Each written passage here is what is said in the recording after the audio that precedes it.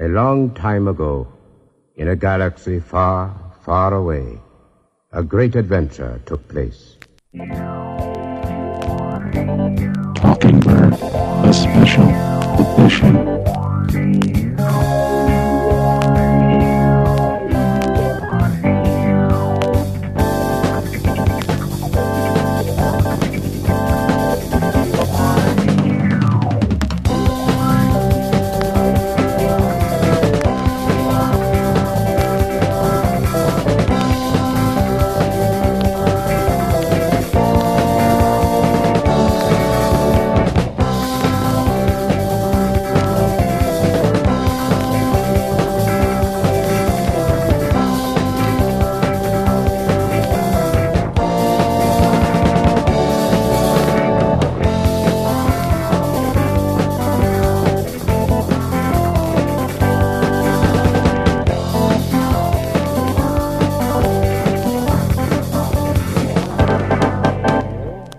Hello, and welcome to Talking Bird, the special edition, episode 68.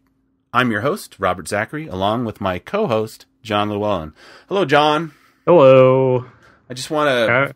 sorry. Howdy do. I interrupted you right... I asked you to say how you doing, and then I interrupt you. Yeah, that's fine. No, I was just saying, right here, we're just... this might be the last time we ever speak, because... we are at the precipice of the snowpocalypse in the Pacific Northwest. Right is that right? Yes. I don't know if many people are familiar with the way weather is kind of interpreted in the Western Washington area that I live. Generally, we have pretty mild weather. The only things that we really should worry about is earthquakes, which happen. A non-dormant volcano that I can, see from my window on a clear day. And, I think tsunamis and wind. Those are the only things we really worry about. But We have this weird thing that happens whenever there's snow in the forecast. People flip out. And it's, the city, even like 2 inches of snow can grind the city to a standstill. Mm-hmm. And elections have been lost due to we had a mayor that got primaried out, due in part to his response to a snowstorm. Yeah. But the funny thing is, we've had so many of these warnings this year about these incredible storms that have not panned out that everybody's kind of in this weird holding pattern. Yeah. But I just love it. It's like... Well, that's the thing. Then you let your guard down. Exactly. It's not going to pan out into anything. Oh, whoops. It's like in movies when the hero defeats the villain and everybody cheers and they turn their back on the villain and then they get the sword right in the back. But we're not here to talk about the weather. We're here to talk about Star Wars as we are every week, and we are lousy, as they say in the old tongue. We are lousy with Star Wars information to talk about. Yep. A lot of stuff out there. So this is, I guess, maybe we could start off with this, because this was something we chatted a little bit about before this show started, but there is a lot of stuff out there. So you mentioned that the track listing for the Rogue One soundtrack has been leaked. The Lucasfilm showed the first 28 minutes of the movie to the press, which, I mean, that's like, I don't know, a quarter of the movie? Something like that. Yeah. They showed it to reporters, the people who would be reviewing the thing. And most places have avoided spoilers, but they've still been kind of, saying, oh, here's what you can expect from Rogue One. The Star Wars on YouTube, their YouTube channel has been posting these different featurettes about characters and costumes and creatures and things that maybe have some footage that hasn't been seen before, and so now you have folks on Twitter or on their blogs breaking down frame by frame and like, oh, look, here's a ship that you see in here that maybe that connects to something, so there's all this kind of not quite spoiler, but like, yeah, this is more than I wanted to know about the movie before I saw it. Exactly.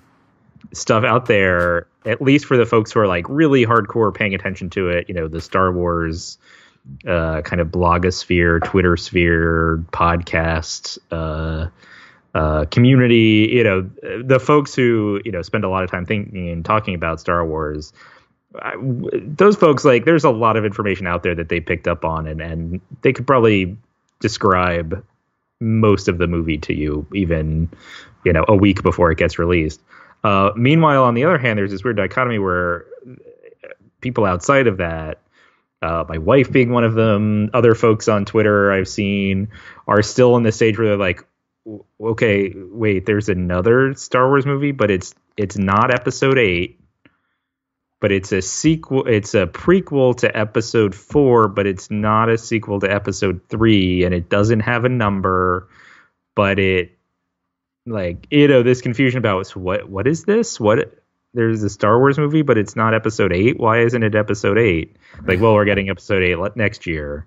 Like, well, then what? Then what? It's like, well, then there's a young Han Solo movie, and then Episode 9, and it's like, well, how many of these are they going to make? They're going to make as many until people stop going to see them. There's still that conversation happening where, not everyone is up and aware of Lucasfilm's plans for their release schedule into the future. And so, just there's this weird dichotomy of, there actually is a ton of information out there and available to find out about this movie, probably, at least for my taste, too much at this point. But you still have a lot of people who, the first time they heard about this movie was when Felicity Jones went on, the Kelly Ripa show last week, or, seeing ads for it now. And so there's just, like I said, there's just this weird dichotomy of kind of information out there. And it's sort of a weird spot for them to be in with Star Wars, I think. Absolutely. I would say, I was thinking about this because, of course, this is Monday morning quarterbacking from a year ago, but it's kind of the problem of their own design. When they decided to sign off on an extremely nostalgic kind of Episode 7, with the idea where it's like, yes, structurally it's kind of a retelling within that framework of A New Hope. So it's like all your old friends and some new ones too, kind of thing. Well, now they're kind of stuck because now they're a year on and they have to almost use nostalgia again. And it makes you wonder how much is like, well, how much is this as a nostalgia machine? It's like, oh, we've got Vader and we've got stormtroopers and this movie takes place literally right before Episode 4. I mean, it's that kind of idea that, like you said, it's like, well, they're not numbering it and they're not going to have a crawl, but it's like it takes place between, it's like, oh, it's episode, people have to go, oh, it's Episode 3.5, or, which doesn't even make sense, because then the Han Solo movie is going to be, what, Episode, 3.25, or, it becomes this confusion, and we joke a lot about the kind of is there going to be a crawl, won't there be a crawl, but I was noticing, and we'll be getting to some comic reviews today, that even the comics still use the crawls, even if it's, and they create a fresh one for almost every issue of every comic. Right. It's, I understand. It's a period of blank in the galaxy. Right. And I almost wonder where it's like, I understand if they don't want to number it, which is really hilarious. Because we're not going to number this one. What's the name of the movie? Rogue One. There's a number in there.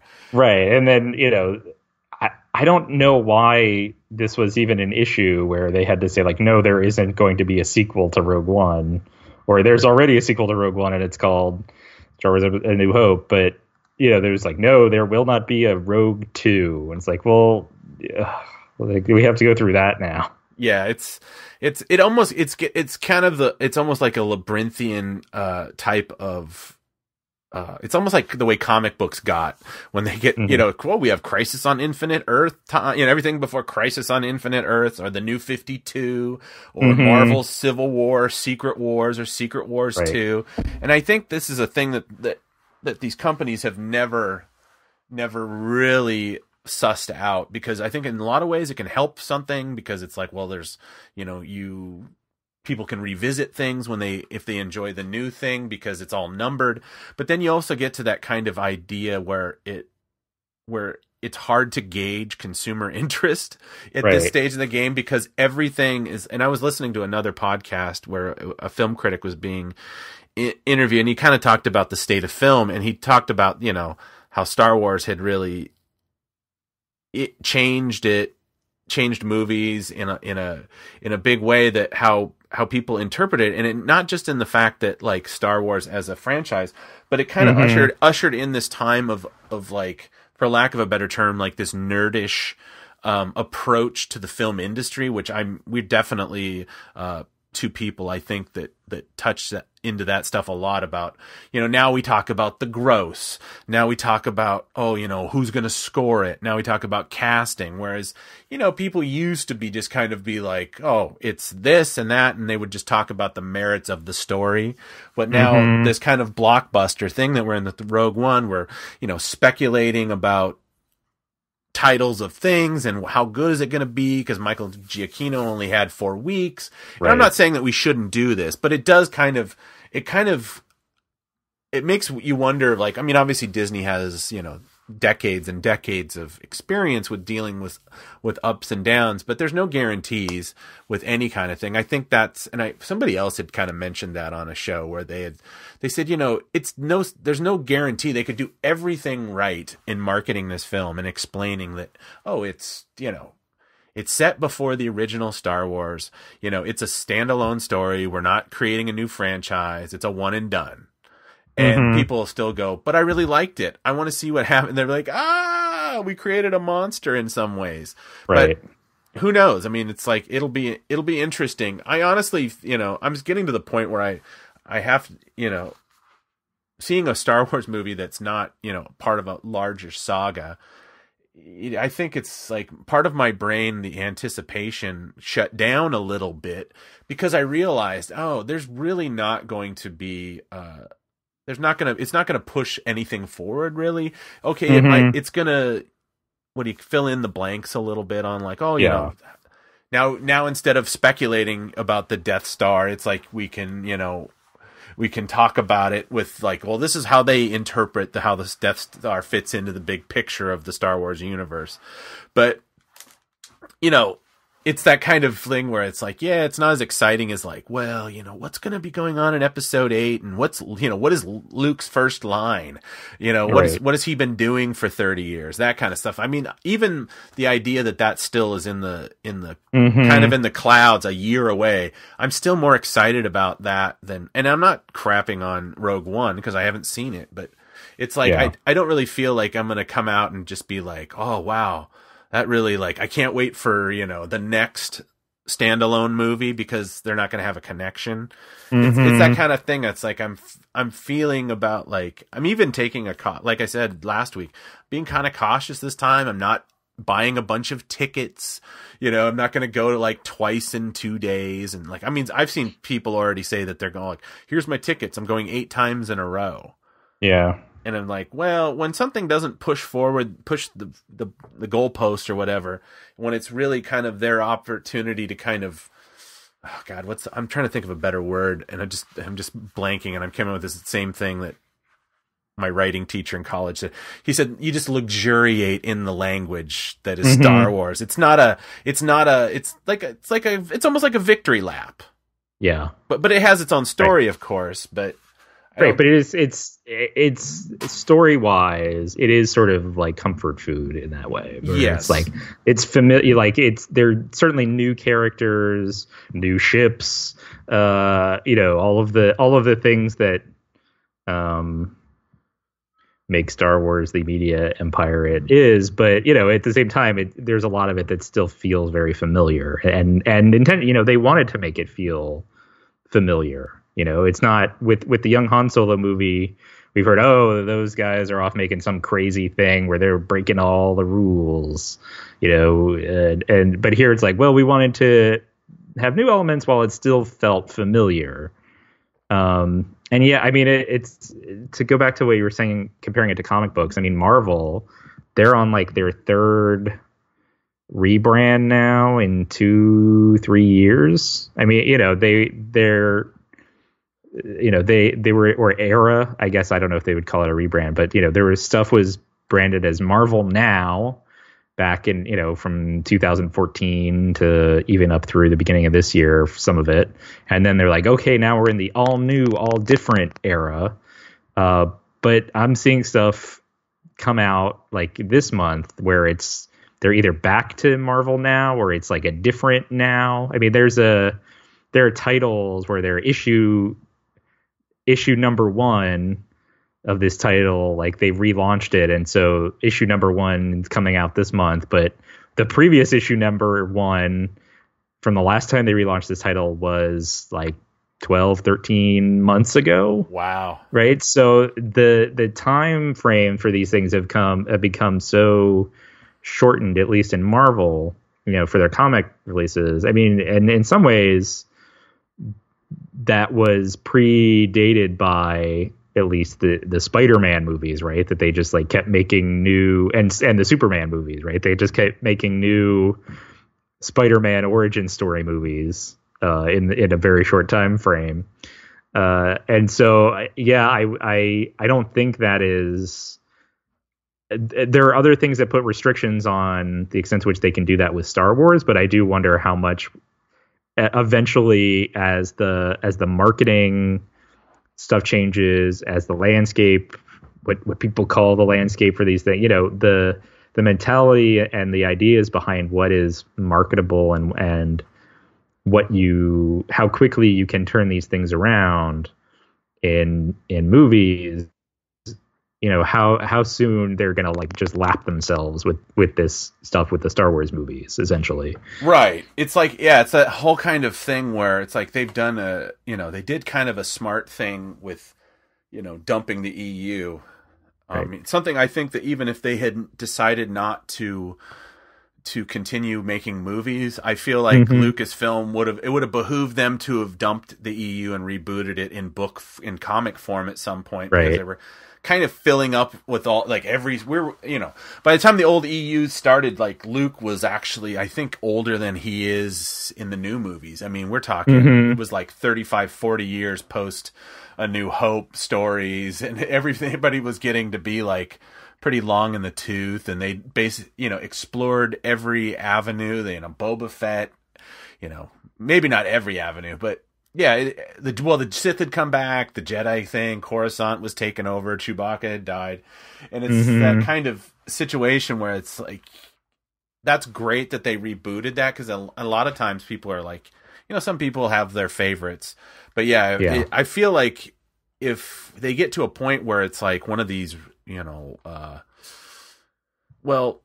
if one of these standalone movies really kind of misses the mark to the point where it just becomes hated, which I almost think it can't, because if people can still kind of go, hey, I'm not a huge episode 1 fan or whatever, but it's still it's still part of the saga. And I mean, I've met people that go like, oh, I don't watch anything but the first 3 and I pretend none of the other ones exist. And that's fine. You can engage however you want. But if you want to get the rich tapestry of Star Wars, it's like, as things keep getting built and they keep on going away a little bit more from the source material, the chances of them running into a situation like the Marvel Studios or Sony had with their problems with the X-Men movies, the fact that, if you go and watch a cluster of X-Men movies, it's like every single one that seems to come out seems to contradict everyone that came before it.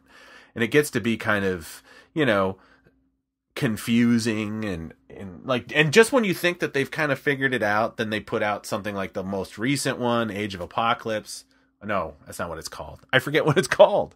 That's how bad it was. Even Oscar, I think it was just called Apocalypse. Yeah, right? Even Oscar Isaac was in it, and he couldn't save it. Yeah. So it's kind of like, I worry that. Well, and what happens if this young Han Solo movie does well, and maybe not immediately, but a couple years down the line, they're like, all right, maybe let's make another young Han Solo movie, except now Alden Ehrenreich is too old to play young Han Solo. So they have to go get a different person to play young Han Solo, right? And then, so is this replacing the first young Han Solo movie? Is this a reboot, or is this a sequel, or what is it? There's the potential for all that kind of stuff to come up if they don't play it right, which, I mean, at least so far, Kathleen Kennedy seems to have a decent handle on how they want to do this, right? They didn't immediately,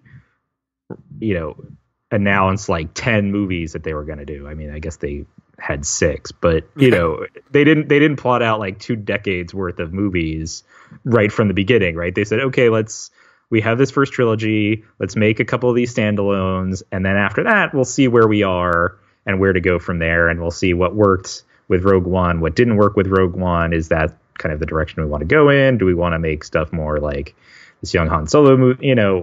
Where do we want to go? So that kind of evaluating as you go, I think is smart and a good way to manage that, that product, honestly. But yeah, I think even with that, just, based on market pressures or whatever else, I mean, there is a danger, like we've been saying, that this could get messy and just kind of a jumble real quick.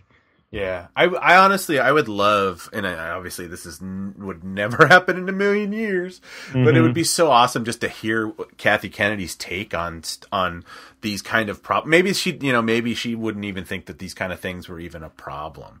You know what I mean? It's like, I'm sure she would give like a very diplomatic answer. Yeah, but I don't know that she would actually reveal too much of what she really thinks. Yeah, I mean, I know. I mean, just in real life, what she's like, what she's telling her friends, of being like, maybe she's not talking story with them, but she's like, oh boy, I tell you, if anybody can do it, it's her. But that doesn't mean that this is an easy job.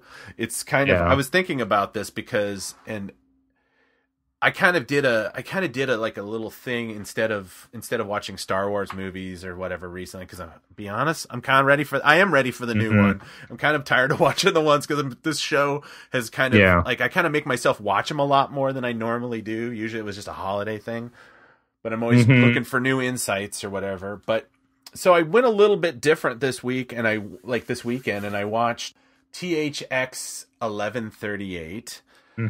Which I haven't seen in a while, but I have it in the what do they call it? The George Lucas director's cut that they call it.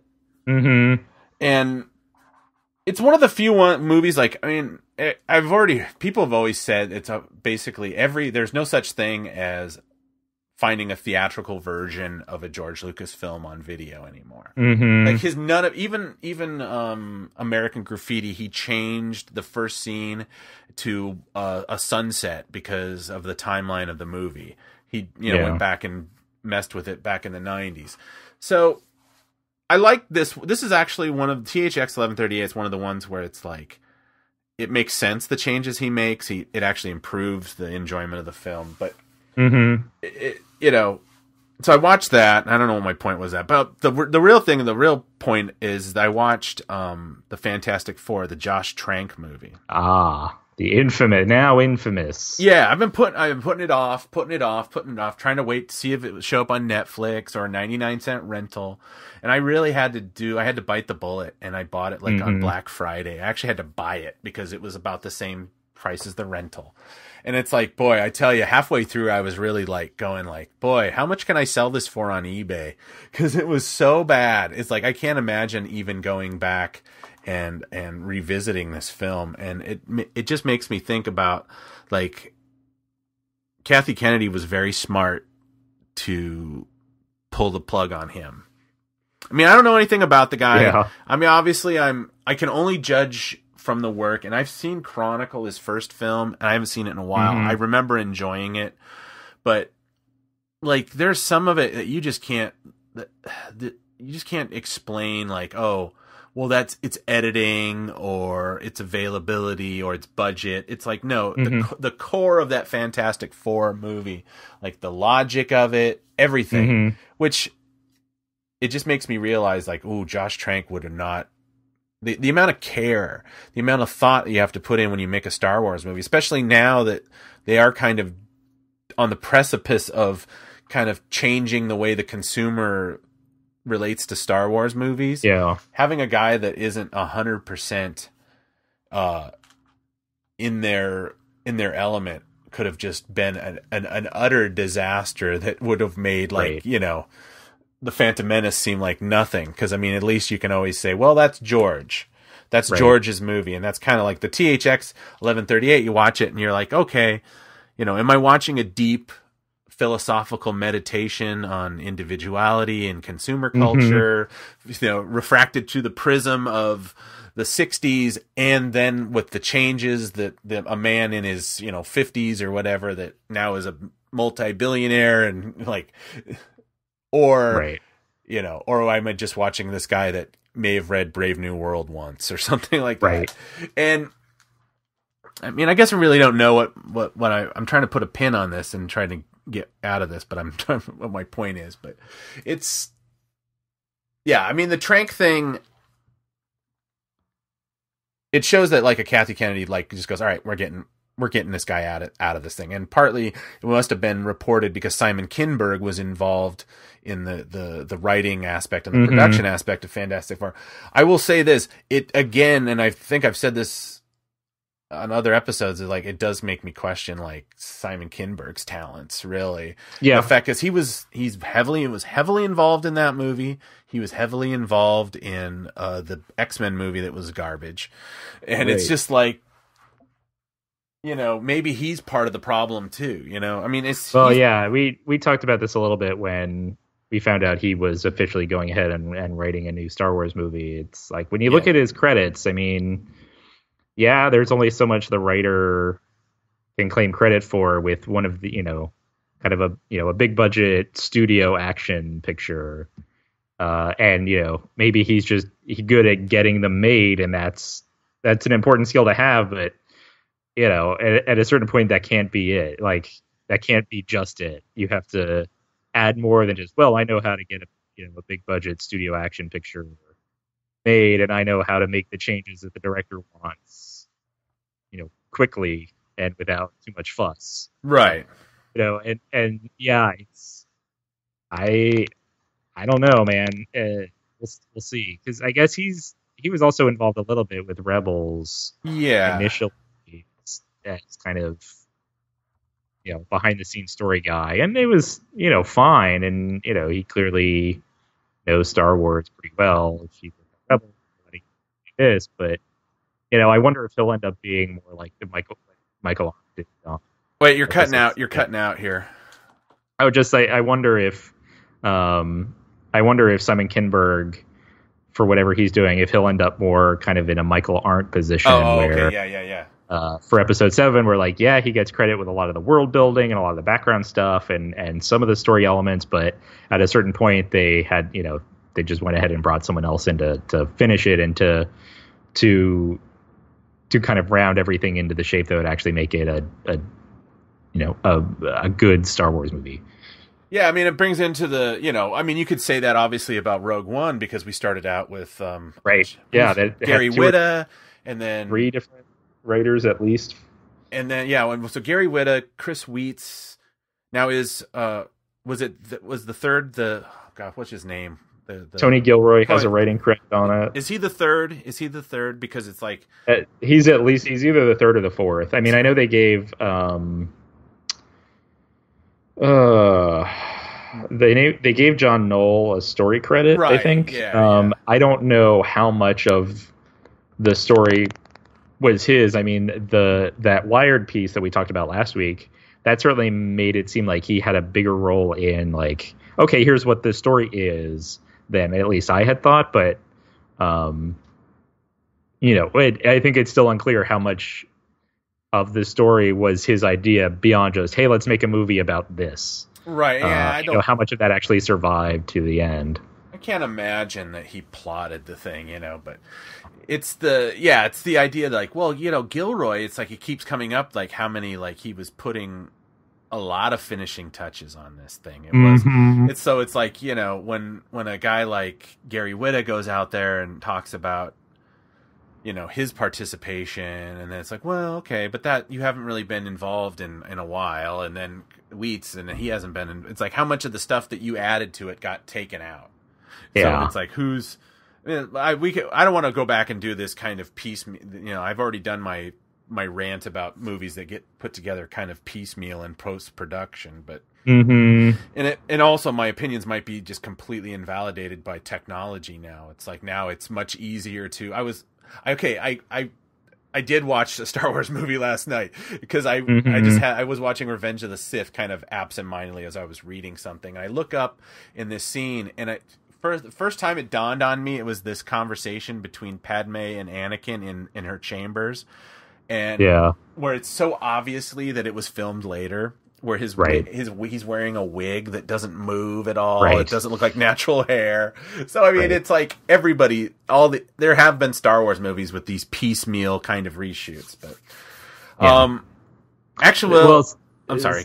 Go ahead. What were you going to say? No, I was just going to move on to to GL, but if you was I. Okay, so let's do it together, shall we? So you mentioned George Lucas. It turns out George Lucas has seen Rogue One and he likes it. Hey, Mikey. We're right back he liked Rogue One. He thought Rogue One was better than The Force Awakens. Oh, I didn't hear that. I believe I read that. So George Lucas likes Rogue One. Are we supposed to take that in Rogue One's favor, or is that just okay? Good to know. Yeah, it's kind of a weird kind of... Because, I mean, he doesn't always have, his taste is not... I mean, especially because... I mean, given what he didn't like about The Force Awakens... It's a little surprising that he liked Rogue One. He supposedly likes Rogue One more than The Force Awakens. This is according to several... CNET has this, Gizmodo, Yahoo News. But, I mean, Rogue One, especially because they're talking about, it's going to be familiar to people who like Star Wars, and it's, a very similar story. Why? It's about how they got to the point of the opening crawl in A New Hope, and yeah, you have new characters and everything. From what I recall, the things George Lucas didn't like about The Force Awakens was that it was too familiar, right? He wanted to see them push in kind of newer directions if they were going to do anything, I think. I mean, Rogue One doesn't seem like it's pushing in any kind of radically new direction. So I'm kind of curious if the on-screen stuff is what makes him like, if he just likes Gareth Edwards' directorial style and it looks better. I mean, I guess we'll find out in a couple weeks, or a week, 1 week for some people. Or if this is like, he just kind of doesn't like the fact that his ideas for episode 7 got rejected. Or, I mean, there's a lot going on here kind of behind the scenes and with interpersonal relations and George Lucas's attitudes towards various elements of this that, I don't know that hearing, George Lucas liked Rogue One more than The Force Awakens, supposedly, like there are many different reasons for that. And even if that's true, like, does that, I mean, there's a good chance that doesn't mean anything, that Rogue One may not be good. That's kind of the elephant in the room, but I don't know how to respond to hearing that other than like, okay. Yeah, well, all right. I mean, you could make an argument that, one, you could think, well, maybe Rogue One kind of tickles his ego a little bit because, so he was, as I didn't realize at the time, he was much more involved in Clone Wars than I ever thought. I thought he had kind of just said, oh yeah, just go make Star Wars cartoons. But really he would like sit in, conference rooms with the Filoni and all the other people, and they would talk about the nature of the Force. So really, in a lot of ways, Clone Wars had a lot of that kind of feel that he had been looking for, but maybe couldn't do in like 2-hour movies, or, he basically was unrestrained by a lot of the same problems, even though I don't think he was, like you said, he didn't direct any of these, but they use Saw Gerrera in the movie. Obviously, spoiler alert, I think it's pretty well known that Jimmy Smits is going to be in this. So it's kind of like, well, maybe he likes it more because they're using they're admitting that the prequels exist and that's almost kind of a redemption for him. The fact that Yeah. it's kind of like we were talking about before about retconning and rebooting and stuff. Disney could have, had done a lot except for a couple passing lines in The Force Awakens. They could have very easily have pushed the entire prequel era, just right into like a kind of space jail or whatever, and just left it there and said, well, we don't talk about it, but we don't contradict it. But, the fact that they're, they brought, Mon Mothma, the same actress from Revenge of the Sith, and maybe that tickled his ego a little bit about the idea that, like, hey, maybe there was some good stuff in the movies I did, and people didn't completely just want something completely different, that they do want a saga, they do want a kind of a connected universe, which I think he was kind of, before he kind of realized he just didn't have the wherewithal to keep doing it. I think that's kind of where he was going. He kept filling in the spots between, episode 3 and 4, a little bit more here and there. And, and I think if he had continued owning the franchise, that maybe Underworld might have been another timeline, or, so he was very interested in kind of filling in the gaps on a level. And I feel like, if this movie is filling in gaps, that he would probably be much more interested in watching someone playing in his sandbox than trying to build a new sandbox, and seeing like, hey, you took all my sand and my toys and you put it in this, you made it look just like the sandbox that that supposedly everybody says sucks. Right.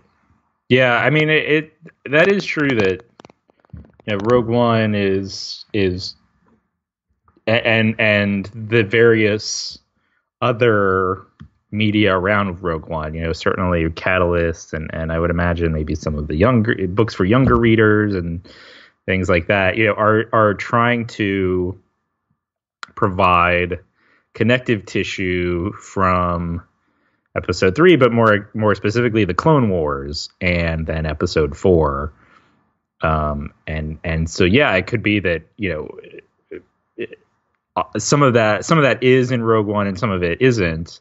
But, it at least helps inform some of the story in Rogue One. And so it could be that George Lucas sort of sees that, as you say, and appreciates that they're not like abandoning everything he works very hard for, and just, starting over from scratch in a slightly different era of the galaxy. So, I mean, that, again, there could be all of this stuff that has nothing to do with the actual quality of the two movies that could give George Lucas a reason for him personally to like Rogue One just in general, and then, potentially more so than The Force Awakens. So, I don't know if that's supposed to be a reliable signal of the quality of these two things, is just hearing that, George Lucas really likes Rogue One. It's like, great. Well, and even as much as he didn't maybe like The Force Awakens a whole bunch, he didn't completely trash it, right? So you also can't really expect that he's going to come out and just call any of these movies terrible and an affront to his legacy at this point, because he doesn't really have any reason to. So then it's like, all right, so he liked it, great. He was probably always going to say at least something positive about it anyway, Yeah, I mean, the funny thing is that I was thinking about this, and like I in some ways my assessment of it being an ego stroke is kind of cynical, but I could actually even have a more cynical approach to this. And I will actually say that I actually think that George kind of did trash The Force Awakens, because that's like, maybe I'm not remembering. That's how George trashes things. He's never been a demonstrably like angry person, at least in the press. But the fact that like, well, they went in a different way, and then of course, what I was going to tie this into is the infamous comment he made with Charlie Rose about selling off his baby to white slavers, kind of situation. And I almost think that maybe in some ways, Lucasfilm or Disney was like, George, you kind of owe us for that comment. We gave you $4.2 billion, and then you basically compared us to, something very horrible, very Right. publicly, and you had to apologize and everything, but it still leaves that thorn in the side that Yeah. the last word he said on those movies, that it was that comment that I sold my franchise to white slavers, and he has not really spoke on Star Wars since, except to apologize. But as you know, it's hard to put it back, it's hard to put the pieces back together once it's smashed. And I feel like in some ways they would like, hey George, we would really consider this a gesture of good faith if you came out and said something good about the new uncertain movie franchise, inner franchise we're pushing forth. Now I'm being very cynical because it's, conspiratorial and all this kind of thing. And maybe just he saw it and he was like, yeah, I liked it. I don't know. I don't know what kind of movies he likes, he's not the kind of guy like a Tarantino that goes out and like will pontificate on movies all the time, and it's like he's always watching movies and he'll always want to talk about them. I don't think of George as being a student of the cinema, really. So it's kind of like his, I mean, he certainly views himself as one because he has watched more than one Kurosawa movie. Right. But I mean, it could be that this is sort of him making nice after his Force Awakens reaction, where now he's like, okay, I'll play nice and say that I liked this one, and that way Kathleen Kennedy doesn't send me like a sternly worded letter again or whatever. I'm sure word got back to him that people weren't pleased about his reaction, but it again, there could be many reasons for him to say that he liked this movie, not all of which actually have to do with the movie itself. Yeah. I mean, and the fact is that, again, I'm being conspiratorial, but they could have said, hey, George, you sold us this thing. We have no legal obligation, to ever even contact you about these things. And these are courtesies. Yeah, you could go out and trash everything we do from now on, but it's probably eventually going to just make you look petty. Because, I mean, think about the way that, Gene Roddenberry was very, how the sad decline of Gene Roddenberry's influence within Star Trek. It was, it got to be very sad. They never did, because I don't think Gene ever owned it outright so he could sell it for, millions. So he was kind of in this belly of the beast with Paramount or CBS or who, I don't know who was owning it in the 70s and the 80s when the movies, I guess Paramount. But the idea that, near the end of his career, he was in an office in a dark corner writing, memos that were never read by anybody. Right. And it's kind of like, yeah, you want to get invited to these things? I mean, it was already, I saw something on Twitter where George Lucas's son was kind of annoyed that he couldn't get like free toys or comics or something like that. So it's like, I don't know if that's partly because I think George has this very strong opinion. He's been a thing about the fact that, just because your dad did something doesn't mean you get anything, which I've heard him say, he's like, that's not their money. That's my money. Right.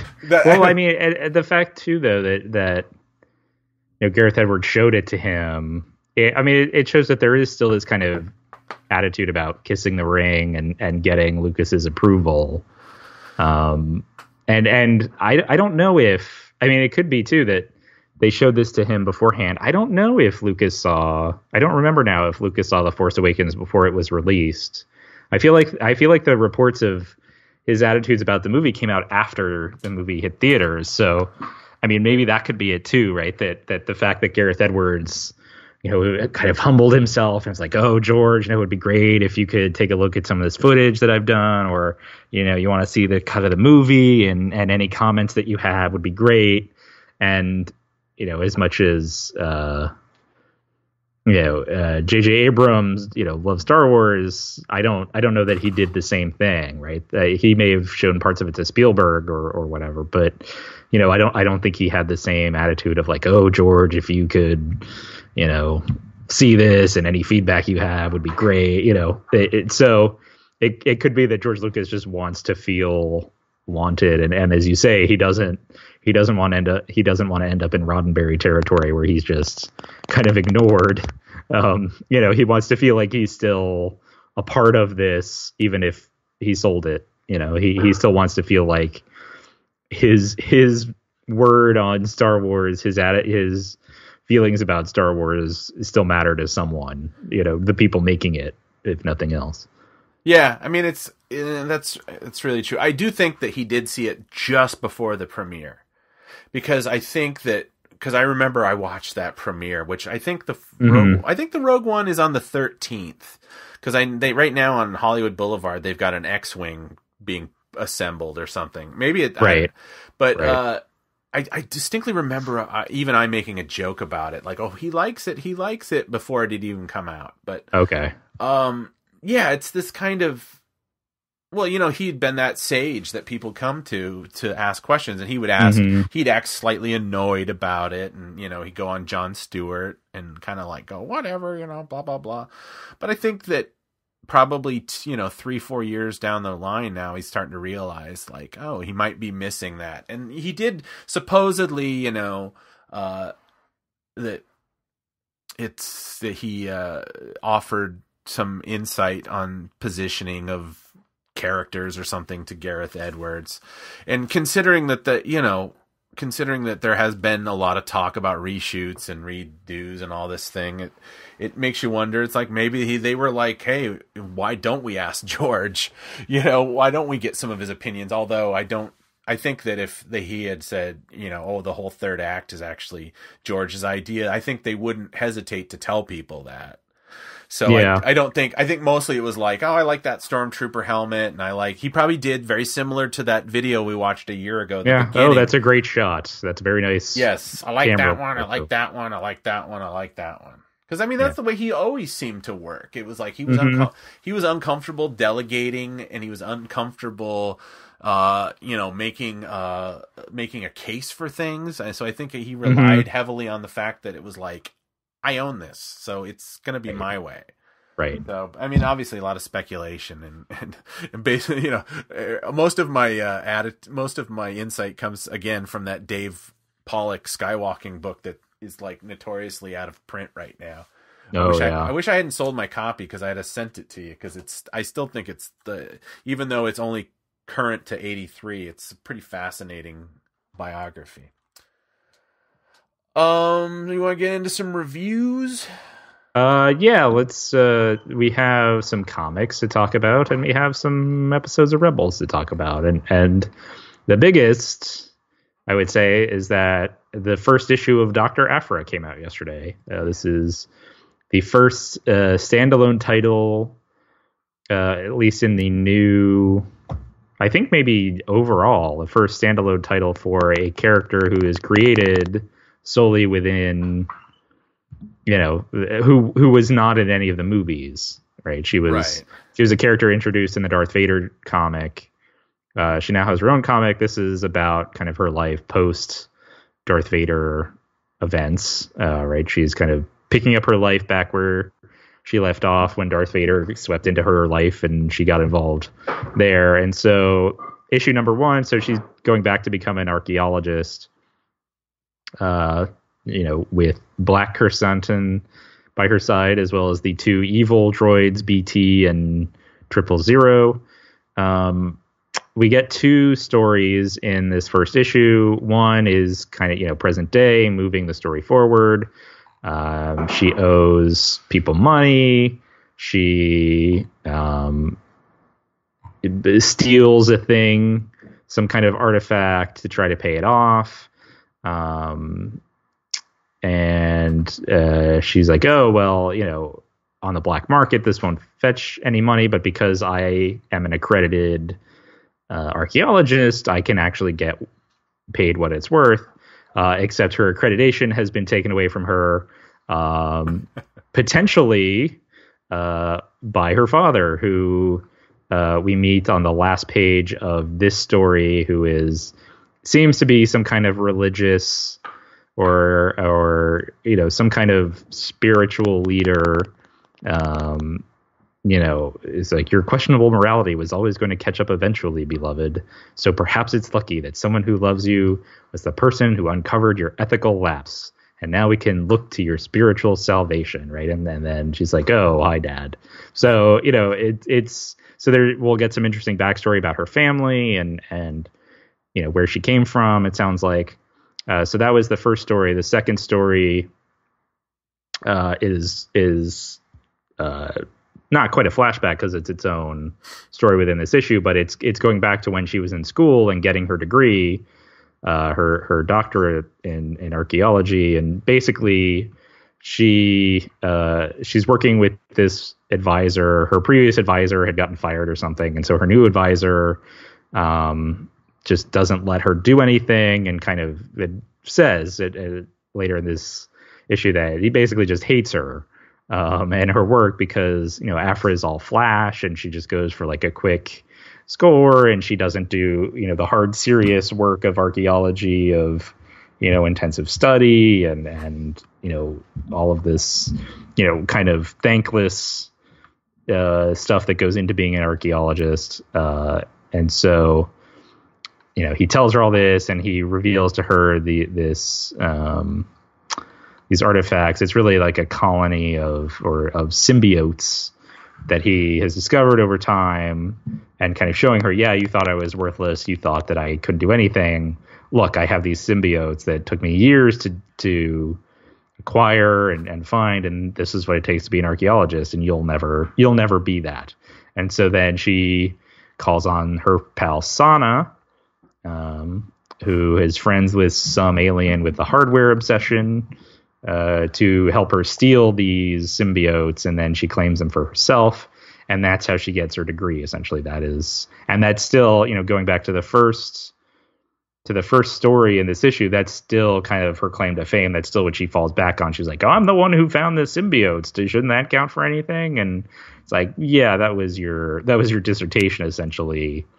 And I can tell you, as someone in academia, at a certain point after you have your degree, falling back on your dissertation project or, your big doctoral final project, whatever that is, like at a certain point you have to do something else and you have to move beyond that. And the picture that we get of Aphra in these two stories is someone who, likes the adventure of flying around the galaxy looking for stuff, but not really someone who puts in the hard, serious work of being an actual archaeologist, which, I think maybe also resonates back to her first appearance in the Darth Vader series, where, she gets the 000 matrix, of the droid personality, but I think she doesn't necessarily get it by the most honest means either. She herself either kills or just allows to be killed the like administrator of whatever the facility that she found them. So that is Dr. Aphra 1. There's not a ton of like action adventure. It's a lot of character building stuff. I thought the visuals were pretty good. The artwork's pretty good. We are back on the Cosmotanic steppes, which looks like it may be her home base of operations, at least for a little bit, because it's very rich in artifacts. But yeah, that was kind of Dr. Aphra number 1. A lot of backstory and a lot of character development. So what did you think of this issue? And are you looking forward to seeing more, or are you like, all right, well, if this is what it's going to be, I don't need to bother. Well, so here's the thing. I'm kind of in this weird thing because I feel like it's totally not my kind of comic, but I totally like that. It's like that thing. Well, you were less into Aphra than I think. Yeah. Me, but certainly a lot of other people who read the Darth Vader comic and, oh my God, I love Aphra. You were like, yeah, she's fine. And I think that's... Am I reading that fairly? Yeah, no, I think that's fine because it's like, I think this is kind of interesting in this being the first character of kind of, wholly created of this new expanded universe that's not tied to the movies or whatever, the character. I just think it's probably geared for more youngish, like a 14-year-old, I think this some people make argument all comics are for kids, but I would honestly say that this is, and I hate the word tween because it sounds so dismissive, but I mean, I think Aphra is kind of like has a complexity that I maybe didn't give people credit for. Is that, you know, it's very easy when you have like a female focused thing now to just basically make them heroes and always doing the right thing. And the fact that she might have some questionable morals, questionable motivations, I like that she's complex. And it's like, even though I didn't like immediately glom onto this first thing, I'm kind of interested where it's going. Yeah. And I'm like, and at first it was like, I didn't even like the art, but then I went back and gave it another look. And I'm just like, no, I think this is perfect. It's perfectly, I really like the way the ships are drawn. I like the use of space. I find it a little strange that so much of it was like that there was literally two separate stories. I would have maybe considered it slightly, it would have been more interesting if they had integrated the two as one story instead of having a hard cut. It was a nice little add-on to for Rogue One people for this. I forget what these creatures are called. These abominable snowmen with that we've seen at least one working with the rebellion. Yeah, you can buy the figures at Target or whatever. It's and the big kind of white-haired. Yeah, the kind of Wookiee-ish thingies. No, I just, like I said, it didn't. I still have my same issues with BD or BT and the other droid. I dislike them so much I forget their names. Yeah, I appreciated that they weren't as big a part of this as I was afraid they were going to be, because I think that kind of like, haha, they're like C-3PO and R2-D2 except evil, and they just talk about killing humans all the time. You know, that can get old, and that can get kind of rote and overdone. The thing I did think was interesting about how they were using this, though, is that, you know, in the kind of present day story, the first story in the issue, you know, Aphra owes these people money, and she basically, you know, as you said, there's this kind of guy coming to collect, and his two enforcers that are these creatures that are in Rogue One, and Aphra basically relies on Black Chrysanthemum, the evil Wookiee, to be her protection. But then later you find out that it's these droids who are really like, no, if you mess with her, like we'll kill you. And you know, they're really kind of like the behind the scenes protection for her. And that could be an interesting dynamic, I think, depending on how much they kind of lean into that and how much they build up that dynamic and that, again, kind of what Aphra views as being her protectors, you know, these the strong Wookiee who can rip people's arms off, versus the people who are actually watching her back, which is the two droids. So that I did kind of think that was interesting, even as I really could get tired of those characters very easily and very quickly. Yeah, see, that's the thing. It's like it's just that kind of. I keep on picturing like Tony Daniels doing the voice, slightly, you know, like, oh, I've always wanted to play him as a baddie, and then having some kind of take on it. I just, like I said, it's first issue. I don't have any major problems with it, except for one problem, one big problem. Do tell. Why is she's using her name? Wasn't the whole point of her killing herself off? I mean, don't rumors? I mean, everybody's got a spaceship, and now from the way I understand the Force Awakens, like hyperspace seems a lot faster in the new Star Wars. Do you notice that? It's like you can get places in an afternoon, whereas I always got the feeling it took a long time to get places via hyperspace. But I guess it depends on where you're going. If she gets arrested, detained, has to go through some credential check. Wouldn't her name, like, I mean, when she's even back at this, when she shows up to sell her stuff, you know, wouldn't if the Empire is still the Empire, wouldn't they have like some kind of hot key or something if her name came up? You'd think that she would maybe change her identity, right? Change her hair, change her clothing. Yeah, and they one of the characters, I guess the person who's trying to collect money from her, he kind of mentions like, oh, you know, you don't want the Empire hearing that you're still alive. And she's like, well, who cares? Vader's the only one who would care, and he's too busy doing other things at the moment, right? So she kind of brushes it off. And I guess, yeah, it's like a big galaxy, and he is busy doing other things now in the story, at this point in time and where the Star Wars universe is. But yeah, it is kind of like, yeah, she's not really doing anything to hide the fact that she didn't actually die. Right. She's not really covering her tracks at all. I mean, that being said, this is a great setup to have some fun in this new universe without having it to be everything. It's all big stakes and kind of thing. It just they could do. I think they can be a lot more experimental with this. And now I don't know if they are kind of like, hey, we're looking for something. Aphra is kind of more of a, we want to try to skew to a younger, but not like a child kind of reader.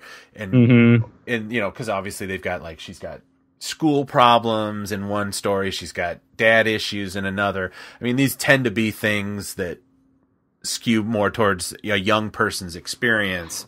But being an older guy, even I can remember these kind of issues, college problems with your parents or whatever. So, I mean, like I said, I don't consider it a knock it out of the park, but I am heartened that they have created something interesting going forward. And I am I'm okay with adjusting my expectations and maybe reading it within the frame, at least in my own personal take, that it might be actually, these are stories skewed for maybe a younger reader. Although, there's violence and stuff. It's because of the way the art goes. It's like Aphra's age changes a lot. Yeah, I can't get a handle on how old she's supposed to be. Is she 23? Is she 26? Is she 16? It's right. Like how far out of graduate school is she? Yeah, it's kind of like this idea. And what age was she in graduate school? Because she does seem pretty young to be getting her doctorate. Oh, well, maybe she just applies herself more, John. That could be. Well, no, I mean, in the Star Wars universe, maybe you get your graduate degree at, 18 or 20 or something. Yeah, it's literally, but it's more high stakes because it's literally publish or perish. Because if she doesn't keep working, Vader's going to come and get her.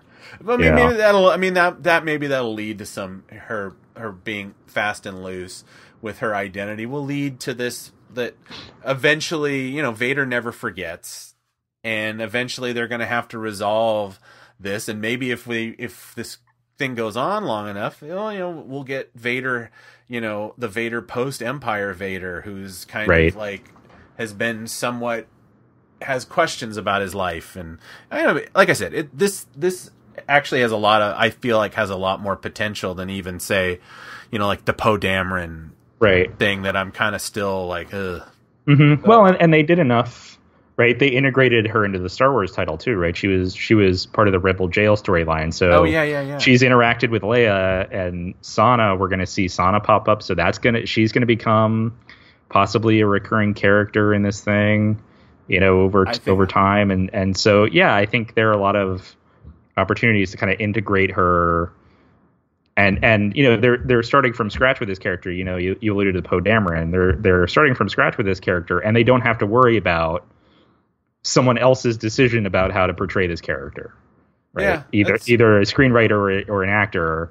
It's Kieran Gillen's choices to make, and so in a lot of ways that gives him a lot more freedom about what kind of stories to come up with, to explore different aspects of this character and look at how she would react in different ways. Whereas with Poe Dameron, they're kind of constrained by the fact that, episode 9 is going to come around, and we don't know where Poe Dameron is going to end up there, and what kind of acting choices Oscar Isaac's going to make, or how Rian Johnson has been writing this character and will continue to write this character.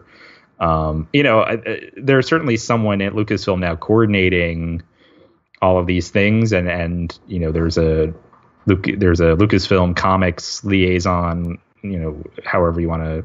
Whatever their actual title is, it's sort of what they are. But I don't think the writers of the Poe Dameron comic are getting the episode 9 drafts to look over, right? And so with this kind of character, I think there are a lot more possibilities at least at this stage, once episode 9 comes out, if they decide, if they like kill off Poe Dameron or just decide not to use him anymore, right, then maybe that opens up some space for, the comic Poe Dameron to become a little different than the movie Poe Dameron. But, at least right now, as you say, there are a lot more opportunities for them to develop this Aphra comic into something really interesting. Whereas, with Poe Dameron, or even with the Leia comic or Lando, or, the Han Solo comic, even as much as we liked that a lot, the people writing those were constrained a little bit by what, they had to make it match, or at least, kind of fall in the midpoint between acting performances from one movie to the next, right? Whereas with here, yeah, great. Write Aphra however you want, and Kieran Gill gets to develop that character. Now, what'll be interesting is to see if Gillen writes Dr. Aphra the entire run, or if at a certain point he starts working on something else and they switch writers, and then we get a different person's take on the character. That'll be interesting to see too. Yeah, I agree. I think it's like, since they jettisoned the EU, that there has been a kind of like a drought of, standalone non-movie universe connected, like, Mara Jade and, Pelion and Talon Card. Even gosh, who was the Slicer? I always forget the Slicer, the hacker's name. Oh yeah, I don't remember. He would always show up in some of the Zahn books.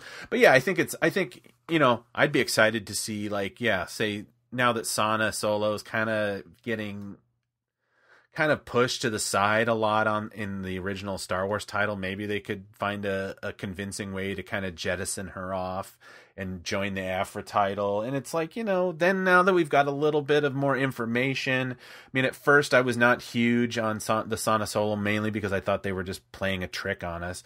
But now that she's, they've established that she's in the universe, it'd be really cool to kind of maybe, like I said, pull her out, put her in maybe in the Aphra comic, and they could like do some stuff together and expand the character a little bit. I think it's a great, like I say, it's a great opportunity to kind of have fun in the universe. Yep. So what are we doing? How are we doing for time? Do we want to? We're doing okay. Do you want to talk about the other two comics, and then? Yeah, let's just do the other two comics, and then we'll shut down for the week. All right. So last week we had the Star Wars 25. Which was the end of the Last Harbinger storyline, and then we also had Star Wars Annual number 2. But I guess we'll start with the Last Flight of the Harbinger. This was the end of the storyline.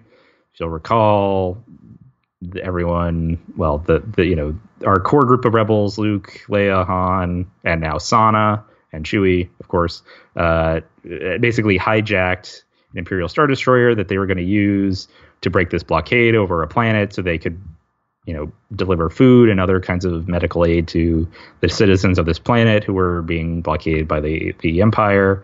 The SCAR troopers, stormtrooper unit, which was seen in a previous issue as being this kind of like elite, combat unit. They had gotten themselves onto the Star Destroyer to try to stop the rebels.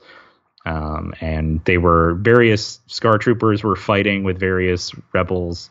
Darth Vader had just shown up in his TIE fighter with, some other TIEs, and there were some other Star Destroyers coming in to, stop the rebels. And so in this issue, the SCAR troopers are trying to gain control of the ship, but R2-D2 keeps sort of blocking them and preventing them from shutting things down. Sana is fighting with a stormtrooper using electro-batons, these kind of like baton weapons that also have electricity running through them or something. Luke is fighting, I think his name's Sergeant Creel, previously known as the Game Master. So he's fighting with him, and he gets all riled up, and so he kind of defeats Creel with a force push. Basically, he just like kind of throws his hand out and goes like, never, or no. And then, Creel gets pushed back by the Force. And Luke is kind of surprised by this. He didn't really expect it to happen. And so, it's maybe an example of his his strength in the Force, but also his fear or his anger or something kind of working through him. Chewie is fighting with the beefy trooper, and so Chewie wins that one. Everyone important evacuates on the Falcon. Han kind of blows out the windows and they fly out on the Falcon. So the Scar Troopers did not succeed in their mission, but they were able to take C-3PO hostage. And so that basically, I assume, saves them from being killed by Darth Vader. I mean, Vader doesn't really do a whole lot. He's just kind of there to be like, oh, Vader's back. But he's just flying around in his TIE fighter and just shooting down X-Wings. But that's not really a part of the story. It's not a big part of the story. It's just like, oh, by the way, Vader's back. We brought him back after his own comic ended. So the Empire now has C-3PO hostage. The next issue is going to be another Tales from the Journal of Obi-Wan Kenobi, but this is going to be the issue about where Ben Kenobi is describing something that happened to Yoda. So that's going to be the first time that Luke hears about this person Yoda, but then I assume in issue 27 it'll pick up with a new storyline. I kind of went through this quickly, and I was just like, yeah, Chewie beats up this guy, and Sana fights this person and wins. That's basically what happened in this issue, is just wrapping up all these little individual fights. They get out of there, and then C-3PO got captured. And that wraps up this storyline. So what did you think of this issue, and then what did you think of this last Flight of the Harbinger story overall? I mean, I liked it all right. Again, I always have problems with the art of this, at least in the way human faces are depicted. Yeah, this artist that they've been using for this storyline is not my favorite. I mean, it's fine, and I think it's gotten better over these several issues, but So did Luke, when he fought when the Hutt had him and he was fighting in the gladiatorial ring, did he fight against somebody with a lightsaber in that too?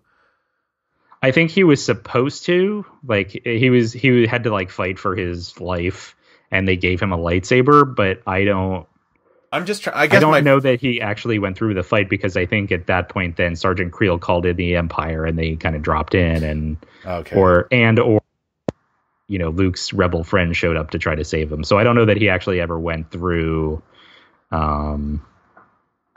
I guess my point is with fighting with the lightsaber. My point is that I was just trying to determine, and my memory is not helping me out, whether or not this is the first time Luke's ever been saber on saber, so to speak. And I just felt like, oh, really? This is kind of like very tossed off kind of attitude. Yeah, I can't remember if he did something like that in the Vader Down storyline. Yeah, like if he and Vader ever. I think there was an early, or maybe even in the very first storyline, like he went looking for a lightsaber duel with Vader, and he just got completely outclassed, and kind of realized that he had a lot of work to do. I don't think this is the first lightsaber duel we've seen. Yeah, maybe you're right. I keep on thinking, but it hasn't been very many. They don't use it very much. I mean, I just like the idea that I feel like. My own preference is I would love the idea that the first time Luke ever got in a real lightsaber battle or ever interacted with Darth Vader was on Bespin. It's like, it just feels like that's like there's so much, because in my mind it informs this sophomoric attitude that Luke has to being a Jedi. This idea like, I can do some tricks, I can push people, I can rush, and then he rushes off to face Vader, and it certainly is more weighty when you think, oh, this is the first time he's rushing off to face Vader. But if this is like the fourth time he's rushing off to face Vader, then it's like, all right, just stay down. Yeah, it's just this kind of thing where it's like, I like the idea that part of the reason Luke screws up in Empire is the fact that he just doesn't really understand what he's dealing with in a lot of respects. And the fact that he doesn't realize that this guy is like top-notch evil bad guy. And then to find out, oh, yeah, he's also your dad. And anything that kind of pulls away the specialness of that is, I consider that a bad idea. But it's, like I said, it's a comic, and they're just having they're trying to have action and suspense and stuff. But overall, it's good. I'm quite curious as to where we're going to be going forward with C-3PO and Vader, and there's always been that famous Star Wars Tales, which was Dark Horse's. I think they would call them non-canon or kind of like squishy canon stories. They would call them Star Wars Tales, and you could, like, I think that was one of the ones that had the famous where Indiana Jones finds the bones of Han Solo in the Crash Millennium Falcon or something like that. There was also famously this one, which was a sequence where Vader is confronted with the parts of the droid that he constructed, and he has this remembrance of being Anakin Skywalker. And now whether or not that they're going to insert that back into comic book canon is, it's hard to say, but it is that kind of thing where you have to realize, yeah, he built C-3PO. Technically that's his droid, but right. I mean, I think it would kind of screw up the timeline a little bit if it got to be a thing where he, recognizes that, but they have the same name. I mean, it's, it'll be interesting. I mean, they kind of sidestepped it a lot by erasing C-3PO's, memory at the end of Revenge of the Sith, so he can't go, Master Annie, Right. But yeah, I mean, it's like I said, I kind of was like, well, the Scar Squadron, I'm glad that they're not dead, because that's my fear when I started this issue. Was like, oh, they're just going to get, trounced round, quickly, and then they'll just be a thing. And I kind of like the idea that they're just going to keep coming and keep coming. I guess one of them lost an arm, which was kind of I had to first I will criticize the action when he's like pinned. He has to basically explicitly say he loses an arm, because at first I was like, what? I had to go back and say, oh, I guess he did have to chop his arm off to get out.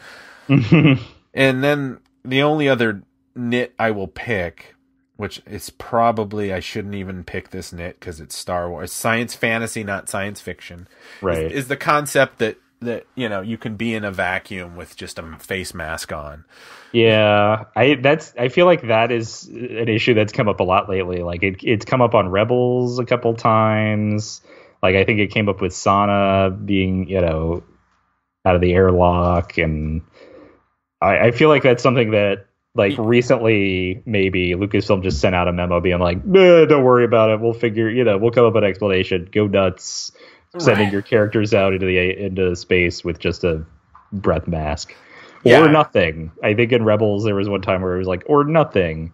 And then on Rebels Recon, they were like, they were still in atmosphere. So that's why it was. Or there is the shields around the ship help protect them from the vacuum of space. Like they have to come up with that kind of stuff. So yeah, I think they've been doing a lot more of that kind of, like, ignoring that. It's weird that it's been that specific thing that's been recurring too. Yeah, that's the thing where people always come back. It's not science fiction, it's science fantasy. It's like, yeah, but come on, let's have a better internal logic, because really it's I don't know. Like I said, I'm picking nits. But overall, it's interesting. Like I said, I don't want Luke and Vader to meet up to Empire, so I take points off for that. But yeah, they're trying to they're trying to get people to read comics. So if it's like they came up with clever ways for Vader and Luke not to meet, it's kind of like with the Clone Wars issue, where I feel like they had to constantly not have General Grievous meet Anakin, so it made sense that when he was like, oh, we finally meet, or something like that, right. And it's like, okay, but yeah, like I said, just picking nits. So I guess we can go to the annual, huh?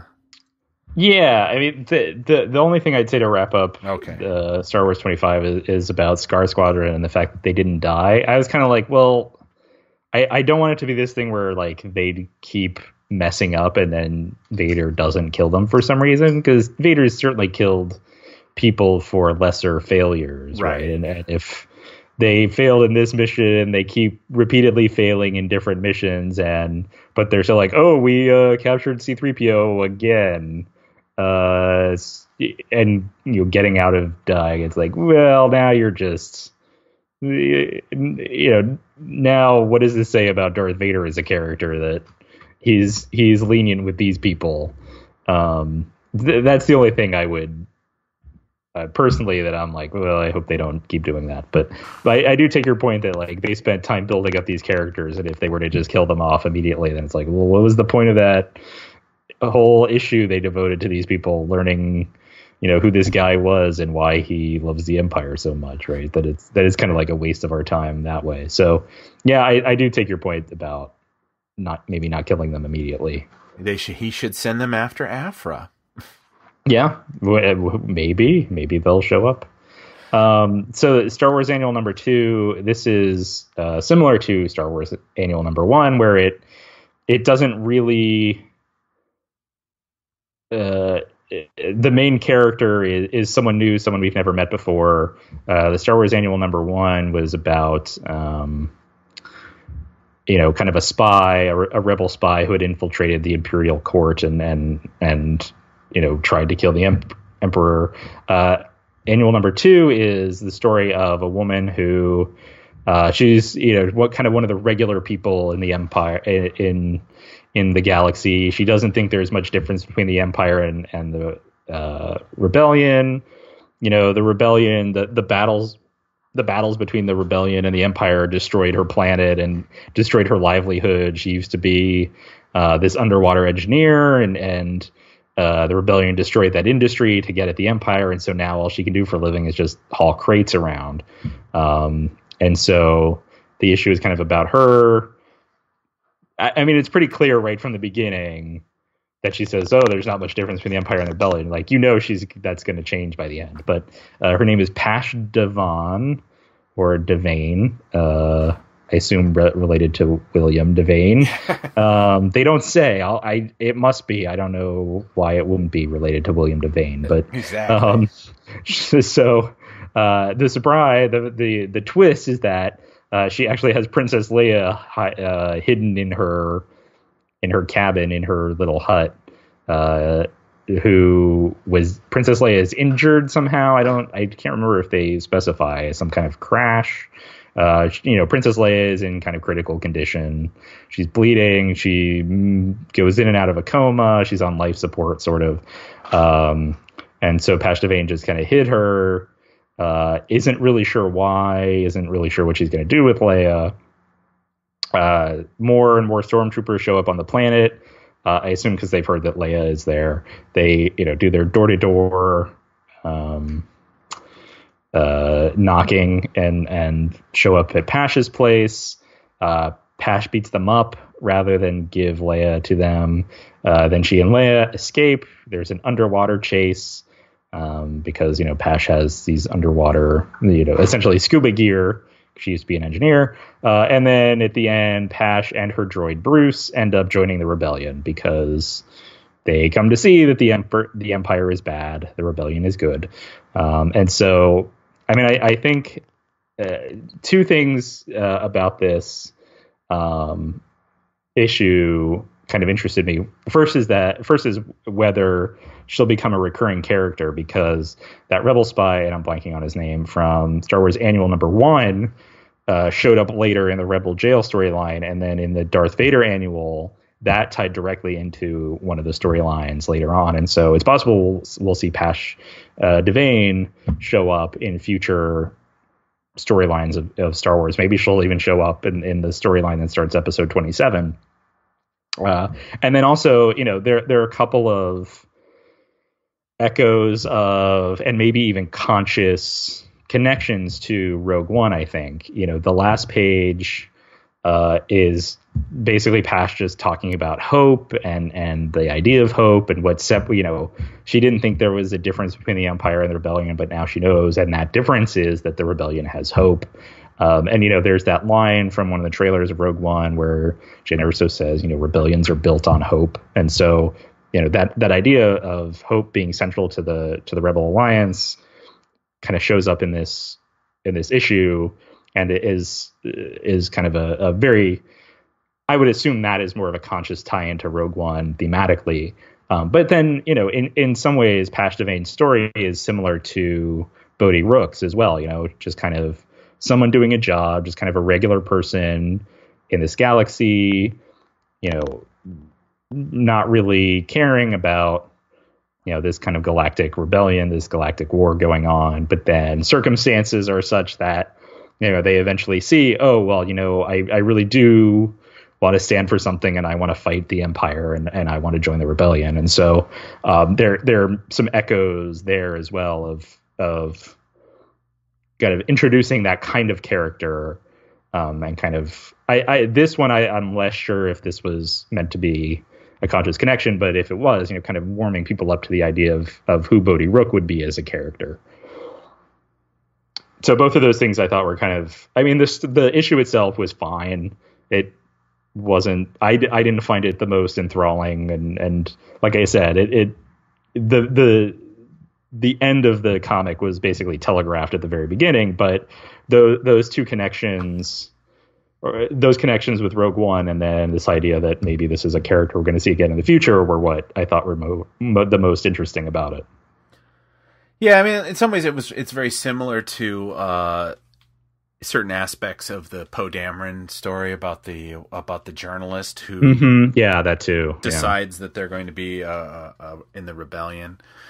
It's all right. It was kind of just it's like a one and done kind of thing. This character, what'd you say her name is it Pash Devane, didn't really do much for me.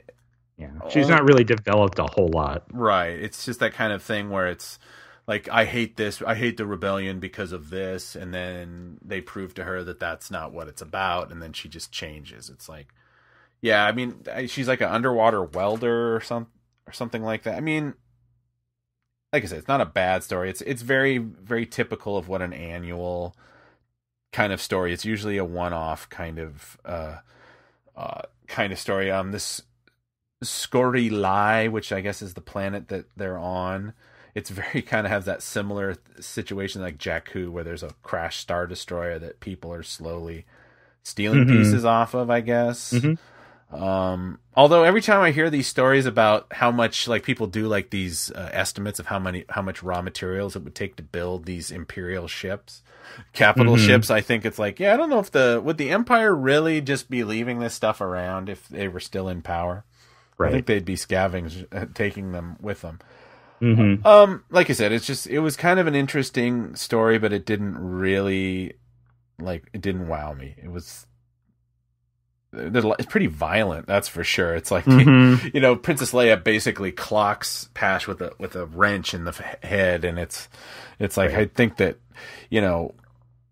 Pash is obviously, she's like a very athletic person because the artist was obsessed with having her. She's super muscly. Yeah, her abdominal muscles. She's a larger lady. Yeah, she's like super muscly. She's like if the beefy trooper was a lady, basically. Exactly.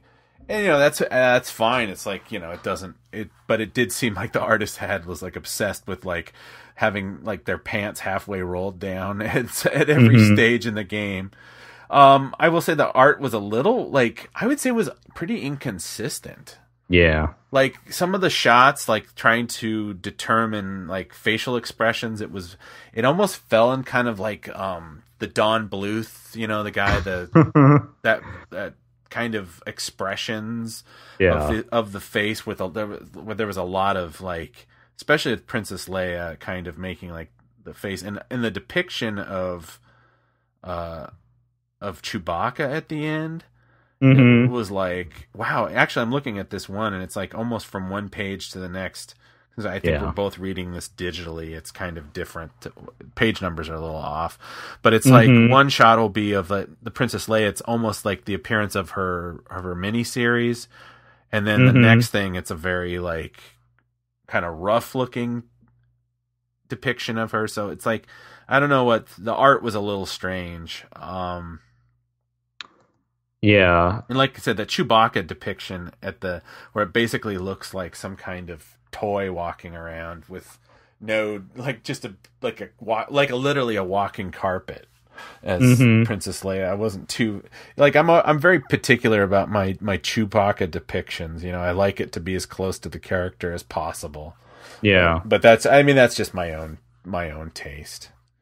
But yeah, no, I mean, I like I said, I thought it was fine. The art was okay. It wasn't my favorite, and yeah, I mean, I think Leia too, for some reason, like they can't seem to Lucasfilm and Marvel can't seem to find anyone who can draw Leia consistently. Yeah.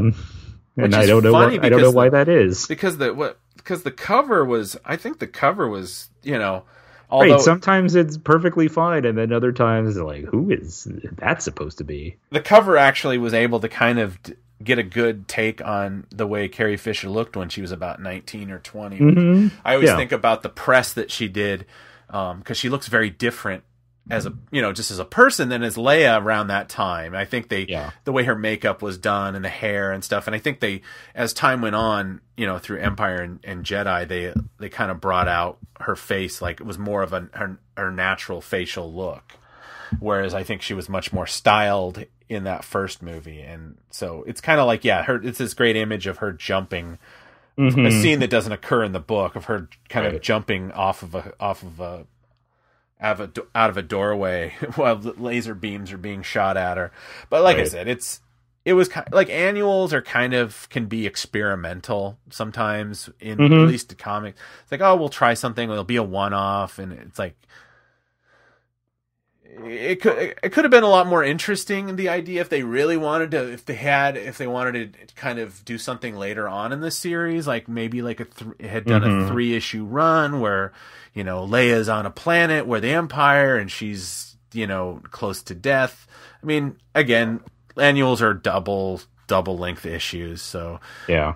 It's like they had an interesting premise that I felt like maybe they didn't do as much as they could have, because really at the end of the day, they wanted this Pash character to become a rebel, rather than using it as an opportunity to maybe learn a little bit more about Princess Leia. Right. Which I think might have been a better use of their time, but, hey, whatever. Yeah.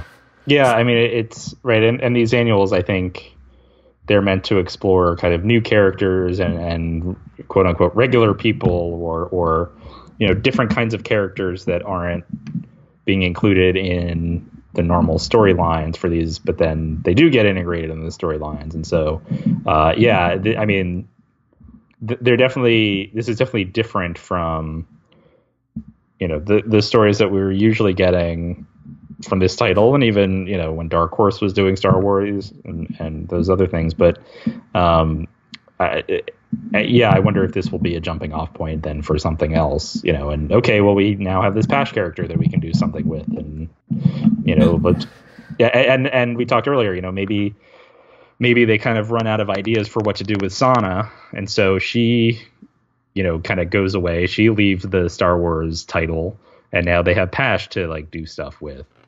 Because at a certain point they're going to have to let Sana go, because she doesn't appear in Empire, and so at a certain point she's not going to be hanging out with Han and Leia and Luke anymore. And so maybe now, all right, well, we'll switch out Sana for Pash and see what kind of dynamic that gives us.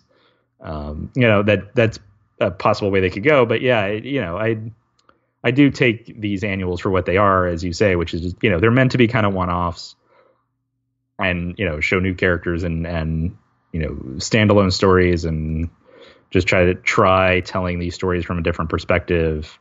I thought it was fine. It wasn't my favorite, but I thought it was fine. And I also missed out when they had that switcher, that joke that doesn't quite work about the fact that her name is Pash and the guy keeps calling her Bash or something. They should have had Dash, and then they could have like maybe done a sneaky Dash Rendar joke. Yeah. But that's just me. So I guess we should be wrapping it up. We're kind of like I said, next week. I don't know exactly when we're gonna be doing it, because we're starting to get close to the holidays. But we are literally a week away from Rogue One. I will be seeing it personally. I'll be seeing it a week from today. Yeah. So, hey, if you guys have things that you want to talk about, your anticipation levels of Rogue One or how you're feeling about it, Yeah, we would love to hear it. You can give us a shout out at hosts. That's HOSTS at talkingbirdcast.com. That's our email address. We're at talkingbirdcast on Twitter. We have www.talkingbirdcast.com is our website, and also we have an Amazon link, which is an affiliate link, and it's just a great way to support the show. And it's www.talkingbirdcast.com/Amazon. I think that's about it. Do you have anything to add, John? No, thanks for listening, and looking forward to seeing Rogue One. Yeah, exactly. And again, thanks for listening, and may the Force be with you. We are working on story material that will develop into potentially one or more motion pictures that will use the same characters. I like to consider them different adventures rather than direct sequels. Obviously, the Empire is still there, Darth Vader is still there, and it's going to also evolve with new characters coming in, new problems, new worlds. It's still being written, the sequel, and we're all signed for them to do them, Mark Harrison and I, and the robots, 3PO and R2. But that's as far as I know. I heard that they were probably going to have an ice planet and a tropical planet, like the fourth moon of Yavin. But then again, George can do anything he wants now. The first one has been so successful that he could set the next one in Redondo Beach if he chooses to do so. There are questions that still need to be answered. Like, what about the future of the princess? And who she is going to end up with is still anybody's guess. I will say that Luke is more devoted to her, I think, than Han Solo is. I would probably describe Han Solo as the cynical, mercenary space pirate with the cream filling, He's a nice guy. She's really a chump if she goes for Han Solo. And what of Darth Vader? Will he get his comeuppance? I don't like Darth, and I don't mind talking about it either. I think he's a bad guy, and I'm going to probably do my best to shoot him next time.